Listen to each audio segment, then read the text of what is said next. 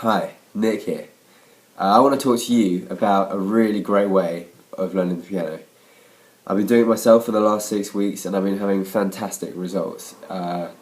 It's called PianoForAll, all one word, and it's basically a series of 9 books, 9 ebooks, which you get sent by email once you've bought them, and they're packed with information, and they'll get you from being from being a beginner, which is what I was, to being fairly good, at the instrument, fairly confident. I've got a clip here, which I'm going to show you, just prove that I'm not making it up, of me playing PianoForAll, which is part of the classics book. So, here we go.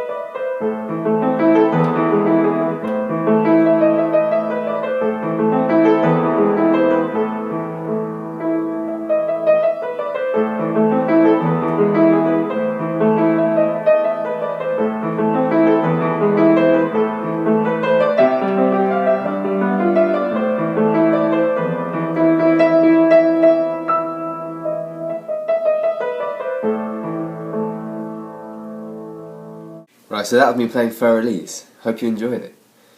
Now let's talk about the books a little bit, because there's 9 of them. I want to talk about the first 4 right now, because I consider them the books which sort of really build a foundation, which the other books then build on. So you have to have the first 4 books down in order to really understand the other books. So I just suggest starting from the beginning. So start from book 1, which is called Party Time, and that gives you some really it gives you basic rhythms, which are great. I think you get 10 basic rhythms, and then you get shown examples of songs where they're in, so you can have a look. You can go to those songs, try and find out where that rhythm is, and then you can try and play it yourself. That's what I did, and it was great fun.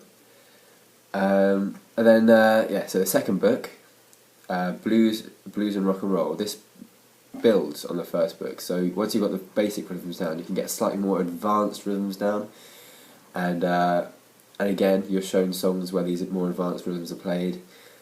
So I definitely recommend going and actually looking at the songs it says they're in, and just knowing exactly where that rhythm comes in. It's different in every song. It's slightly different in every song, but you've got the basic rhythm there. Then chord magic. This is the one which I really enjoyed reading. Teaches you chords, how they work, how inversions are really important. So I definitely recommend reading that. And then again, advanced chords just builds on that really. Then you start playing 11. You get taught the theory behind 11 chords, 9 chords, 13s, all that sort of thing, like sus's, sus4, whatever. That's really important information. So definitely get stuck into that. And before we go into the next few books, which I'm going to cover, I'm going to play a little. I made this little sort of boogie thing up. It's like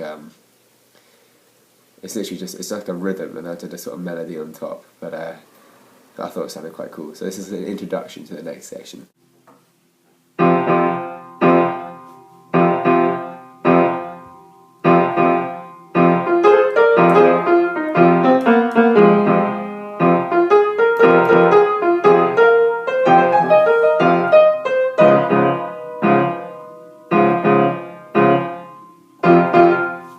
So that was my bluesy boogie.